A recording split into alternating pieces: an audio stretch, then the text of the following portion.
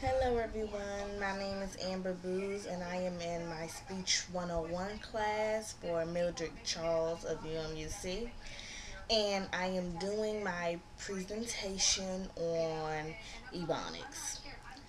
I picked this presentation because so many people from so many other cultures believe that Ebonics is more of a ignorant slang. It is more of poor excuse of English, and that is not always the case.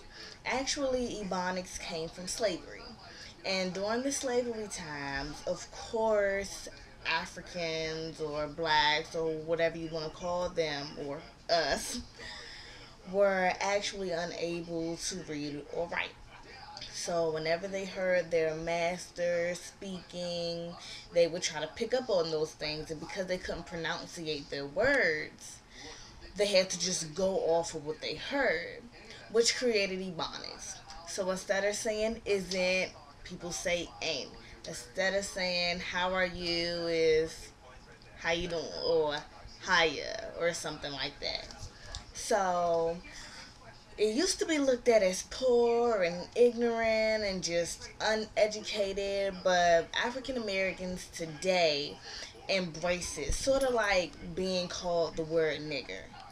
Now, people used to look at that as such a disgrace of a word, so on and so forth, but now African Americans today have put themselves in a position where they take the word nigger and turn it into a brotherhood, a sisterhood, a family, something like that, to make sure that a person knows that they are welcome. It's more so of turning something that was totally ugly into something that brings life to a community, makes people stick together, let them know that they have other people there for each other, and that was not always like that. Also, when you use it, there is a way you talk to your friends, like there's a way you talk to your parents, there's a way you talk to your students, there's a way that you talk to your teachers and your associates, or your business, or your coworkers, or your boss. There are different ways that you talk to people. And basically, when you are around your friends, you have to realize that you can say, "Oh, what you doing, dog? Oh, where you about to go? Oh, true. I see you later, dog." Like, all right, like that's how they talk. But at the same time, when you are in a business meeting, "Hello, how are you doing today? I'm fine." Compliment them. There are certain ways where you talk to your boss, and there are certain ways that you talk to your friend. You cannot mix business with pleasure.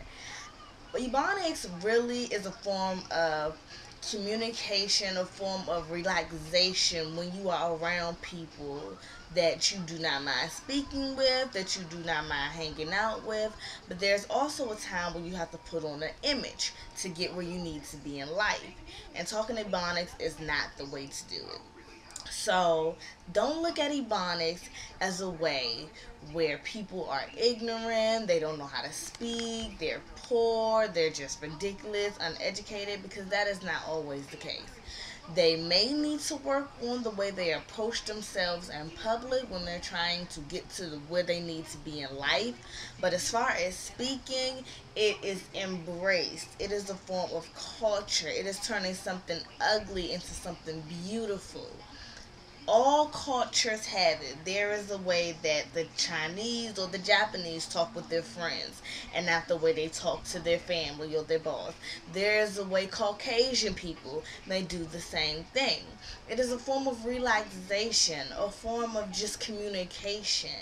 And they even have now an urban dictionary that lets people know that Ebonics was actually embraced and not a form of ignorance anymore. So I'm glad I was able to do this presentation, and I really hope that everyone is able to understand the meaning of Ebonics. Thank you for listening. Bye.